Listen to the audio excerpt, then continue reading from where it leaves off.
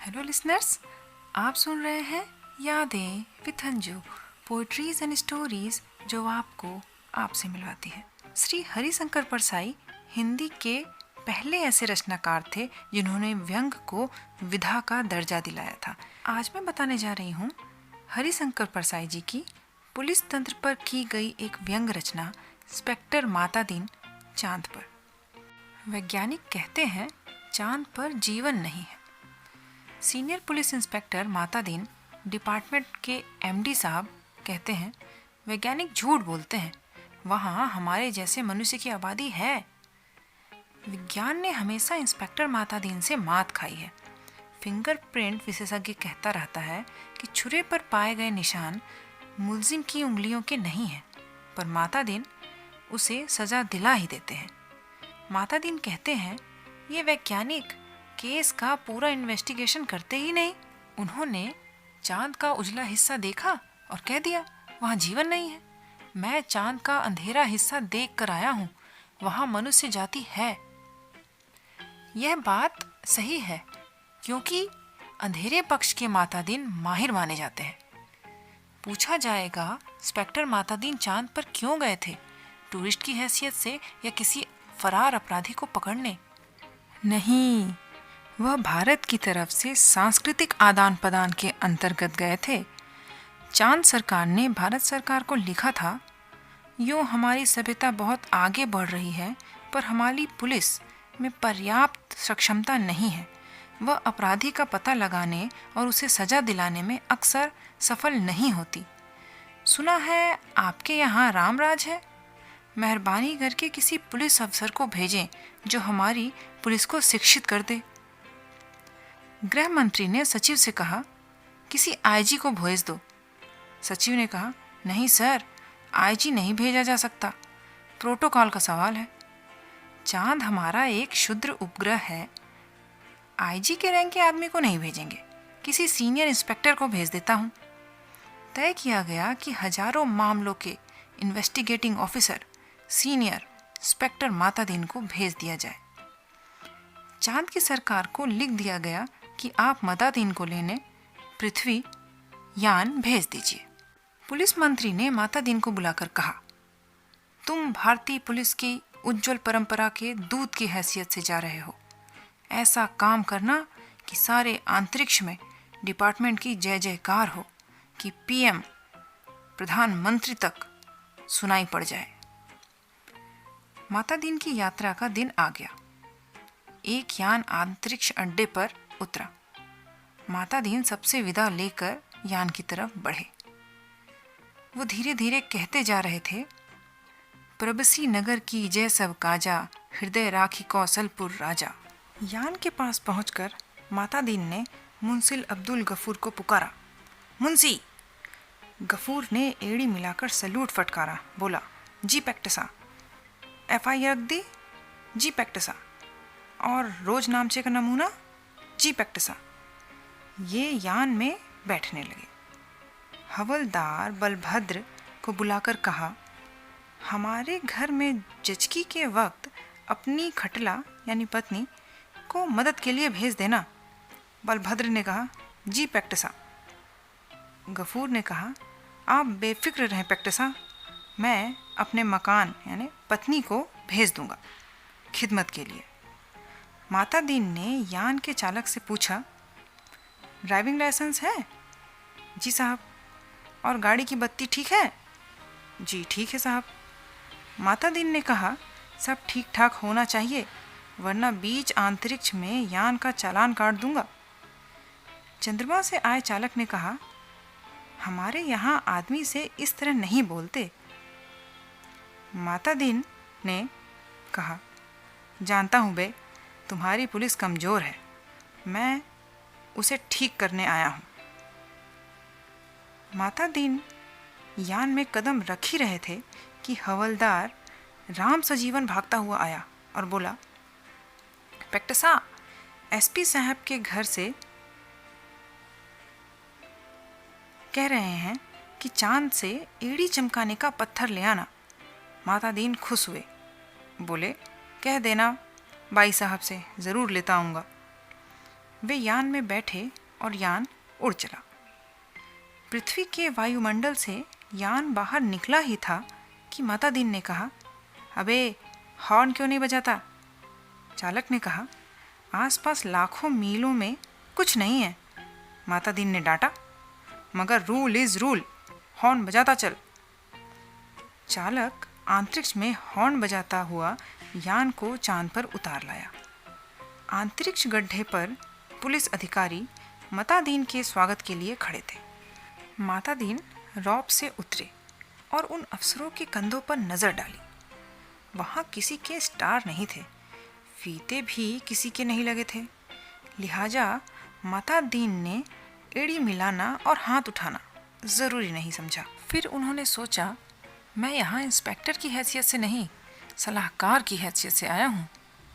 माता दीन को वे लोग लाइन में ले गए और एक अच्छे बंगले में उन्हें टिका दिया। एक दिन आराम करने के बाद माता दीन ने काम शुरू कर दिया। उन्होंने पुलिस लाइन का मुलाहजा किया। शाम को उन्होंने आईजी से कहा, आपके यहाँ पुलिस लाइन में हनुमान जी का मंदिर नहीं है? हमारे रामराज में हर पुलिस लाइन में हनुमान जी हैं। आईजी ने कहा, हनुमान कौन थे? हम नहीं जानते।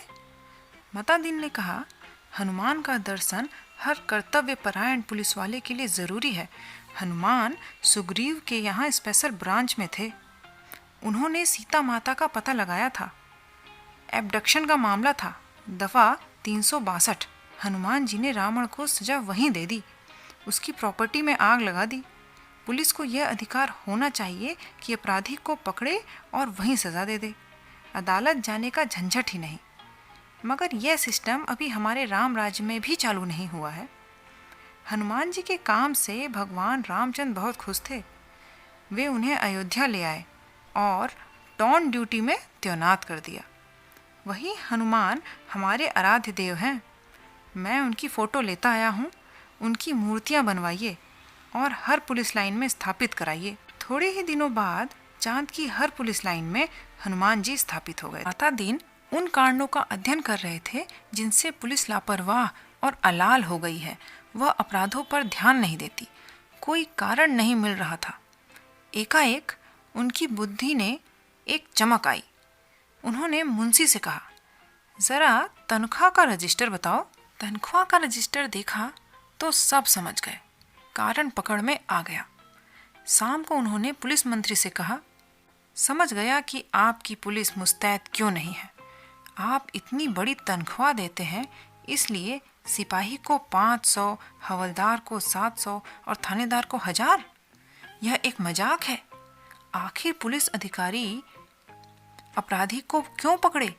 हमारे यहाँ पुलिस को 100, इंस्पेक्टर को 200 रुपए देते हैं। वो तो 24 घंटे जुर्म को तलाश करते हैं। आप तनख्वाह फौरन घटाइए। पुलिस मंत्री ने कहा, मगर यह तो अन्याय होगा। अच्छा वेतन नहीं मिलेगा तो वे काम ही क्यों करेंगे? माता दीन ने कहा, इसमें कोई अन्याय नहीं है। आप देखेंगे कि पहले घटी हुई तनख्वाह मिलते ही आपकी पुलिस की मनोवृत्ति में क्रांतिकारी परिवर्तन हो जाएगा। पुलिस मंत्री ने तनख्वाह घटा दी और 2-3 महीनों में सचमुच बहुत फर्क आ गया। पुलिस एकदम मुस्तैद हो गई, सोते से एकदम जाग गई, चारों तरफ नजर रखने लगी। अपराधियों की दुनिया में हड़बड़ाहट छा गई। पुलिस मंत्री ने तमाम थानों के रिकॉर्ड बुलाकर देखे। पहले से कई गुना अधिक केस रजिस्टर हुए थे। उन्होंने माता दीन से कहा, मैं आपकी सोच की तारीफ करता हूँ, आपने क्रांति कर दी, पर यह हुआ किस तरह? माता दीन ने समझाया, बात बहुत मामूली है। कम तनख्वाह दोगे तो मुलाजिम की गुजर नहीं होगी।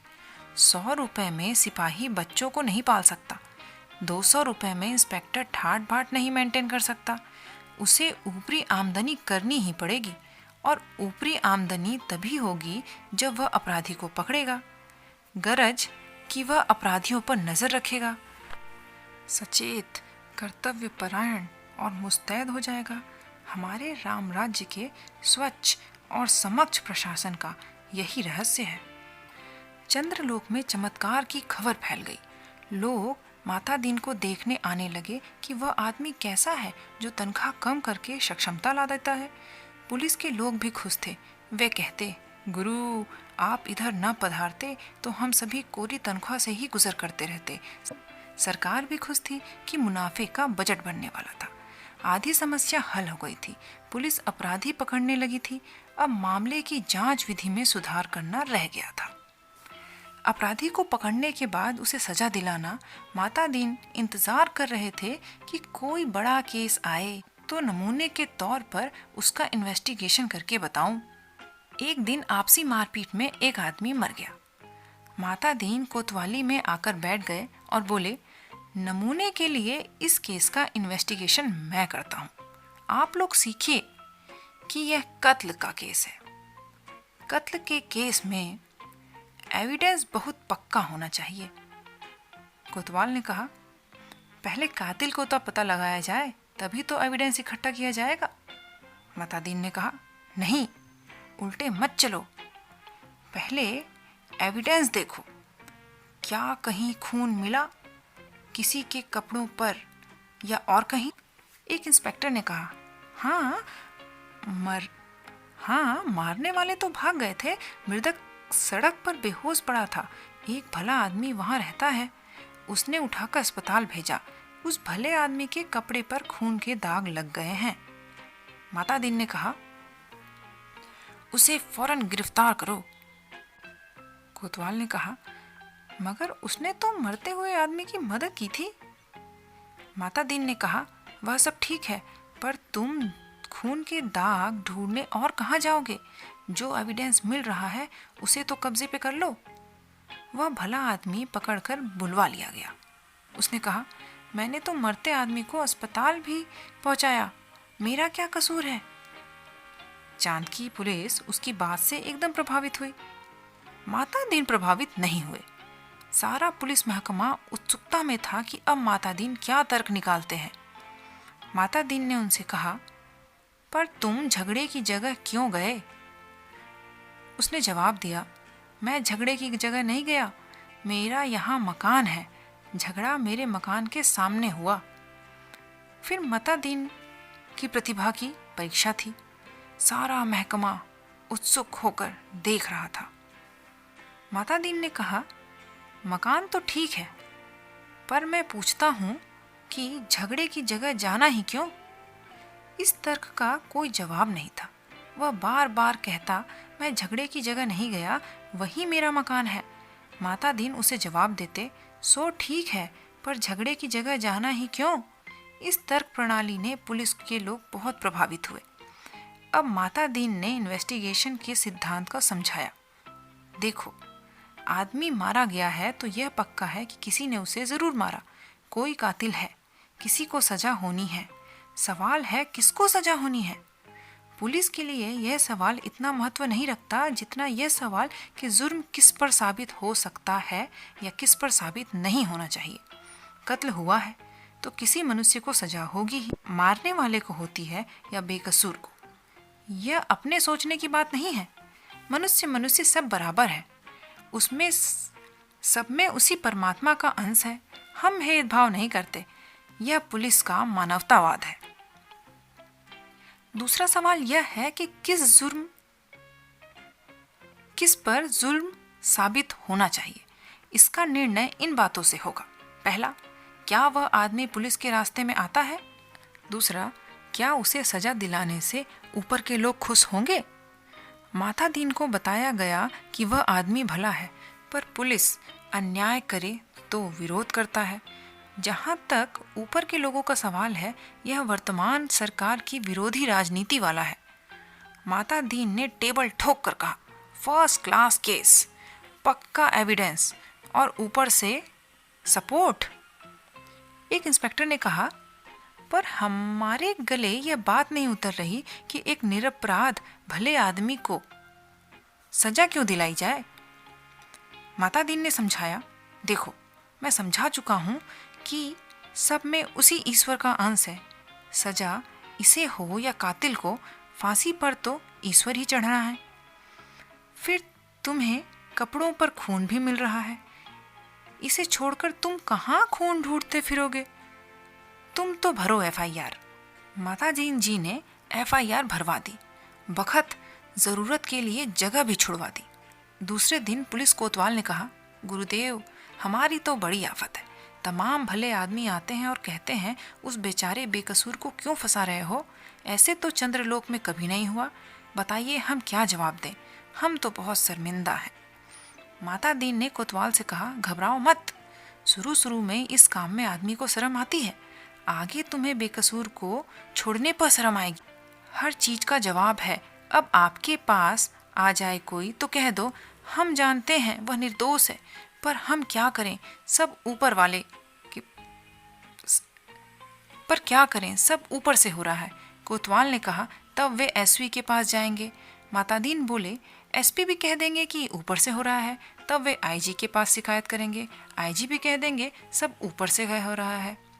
मंत्री भी कह देंगे सब ऊपर से हो रहा है, मैं क्या करूं? तब वे प्रधानमंत्री के पास जाएंगे। प्रधानमंत्री भी कह देंगे कि मैं जानता हूं वह निर्दोष है, पर यह ऊपर से हो रहा है। कोतवाल ने कहा, तब वे मातादीन ने कहा, क्या तब? तब वे किसके पास जाएंगे? भगवान के पास ना, मगर भगवान से पूछकर कौन लौट कर आ सकता है?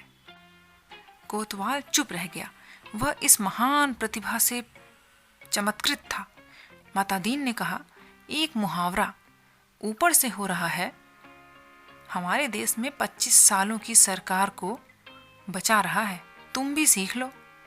केस की तैयारी होने लगी। मातादीन ने कहा, अब 4-5 चश्मदीद गवाह ले आओ। कोतवाल ने कहा, चश्मदीद गवाह कैसे मिलेंगे? जब किसी ने उसे मारते देखा ही नहीं तो चश्मदीद गवाह कोई कैसे होगा? मातादीन ने सिर ठोक लिया। किन बेवकूफों के बीच फंसा दिया गवर्नमेंट ने, इन्हें तो ABCD भी नहीं आती। झल्ला कर कहा, चश्मदीद गवाह किसे कहते हैं जानते हो? चश्मदीद गवाह वह नहीं है जो देखें, बल्कि वह है जो कह दें कि मैंने देखा। कोतवाल ने कहा, ऐसा कोई क्यों करेगा? मातादीन ने कहा, कहेगा, समझ में नहीं आता कैसे डिपार्टमेंट चलाते हो? अरे, चश्मदीद गवाहों की लिस्ट पुलिस के पास पहले से रहती है, जहां जरूरत हुई चश्मदीद बना दिए। हमारे यहाँ ऐसे आदमी हैं जो साल में 300-400 वारदातों के चश्मदीद गवाह होते हैं। हमारी अदालतें भी मान लेती हैं कि इस आदमी को कोई दैवीय शक्ति है, जिसे यह जान लेता है कि अमुक जगह वारदात होने वाली है और वहां पहले से ही पहुंच जाता है। 8-10 उठाए गिरियों को बुलाओ जो चोरी, मारपीट, गुंडागर्दी करते हो, जुआ खेलते हो, शराब उतारते हो। दूसरे दिन शहर के 8-10 नवरत्न कोतवाली में हाजिर थे। उन्हें देखकर मातादीन गदागद हो गए। बहुत दिन हुए थे ऐसे लोगों को देखे, बड़ा सूना सूना सा लग रहा था। मातादीन का प्रेम उमड़ पड़ा। उसने कहा, तुम लोगों ने उस आदमी को लाठी से मारते देखा था ना? वे बोले, नहीं देखा साहब, हम वहां थे ही नहीं।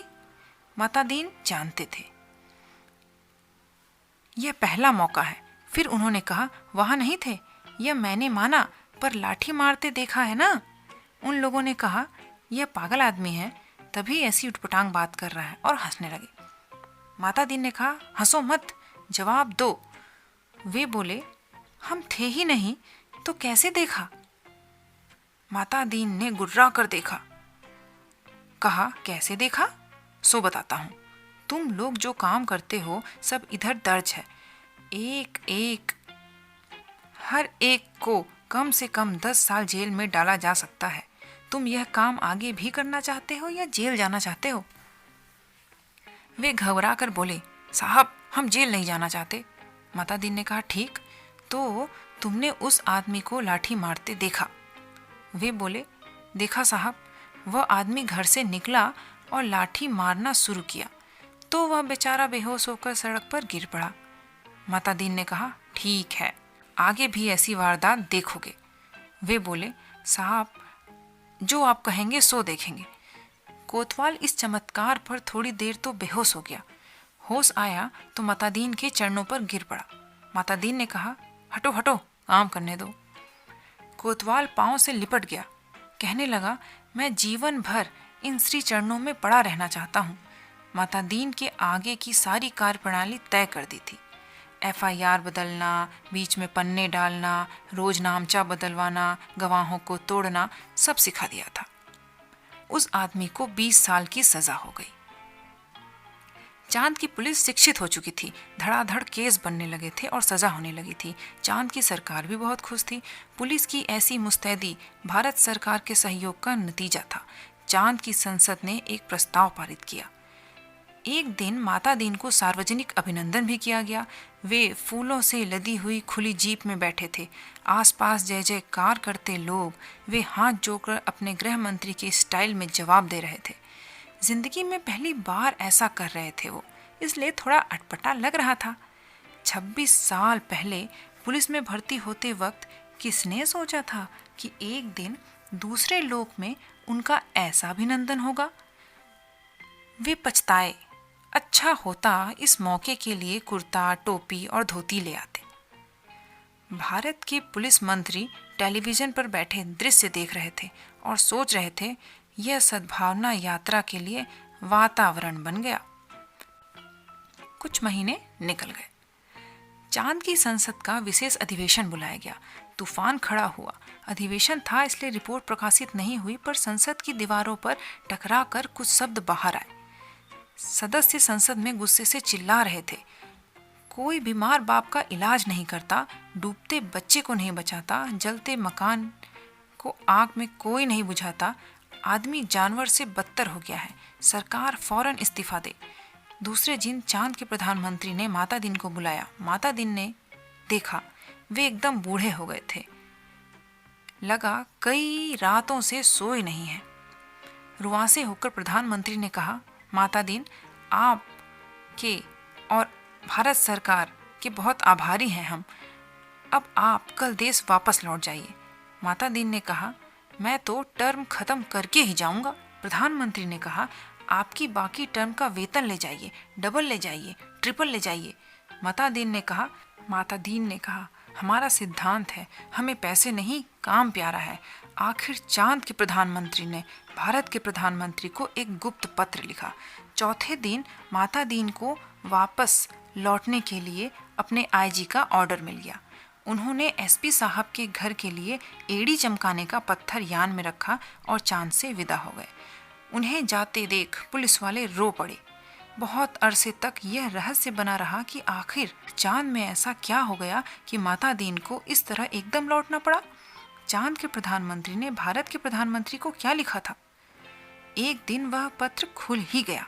उसमें लिखा था, इंस्पेक्टर माता दीन की सेवाएं हमें प्रदान करने के लिए अनेक धन्यवाद, पर आप उन्हें फौरन बुला लें। हम भारत को मित्र देश मानते थे, पर आपने हमारे साथ शत्रुवत व्यवहार किया। हम भले लोगों से आपने विश्वासघात किया। आपके माता दीन ने हमारी पुलिस को जैसा कर दिया है, उसके नतीजा यह है कि कोई आदमी किसी मरते हुए आदमी के पास नहीं जाता, इस डर से कि वह कत्ल के मामले में फंसा दिया जाएगा। बेटा बीमार बाप की सेवा नहीं करता, वह डरता है कि बाप मर गया तो उस पर कहीं हत्या का आरोप ना लग जाए। घर जलते रहे और कोई बुझाने नहीं आता, डरता है कि कहीं उस पर आग लगाने का जुर्म कायम ना कर दिया जाए। बच्चे नदी में डूबते रहे और उन्हें कोई बचाने नहीं आता कि कहीं उन पे बच्चे डुबाने का आरोप ना लग जाए। सारे मानवीय संबंध समाप्त हो रहे हैं। माता दीन ने हमारी आधी संस्कृति नष्ट कर दी है। अगर वे यहाँ रहे तो पूरी संस्कृति नष्ट कर देंगे। उन्हें फौरन राम राज्य बुला लीजिए। सो लिसनर्स, कैसी लगी आपको ये स्टोरी? हंसते रहिए, मुस्कुराते रहिए और सुनते रहिए यादें विद अंजू।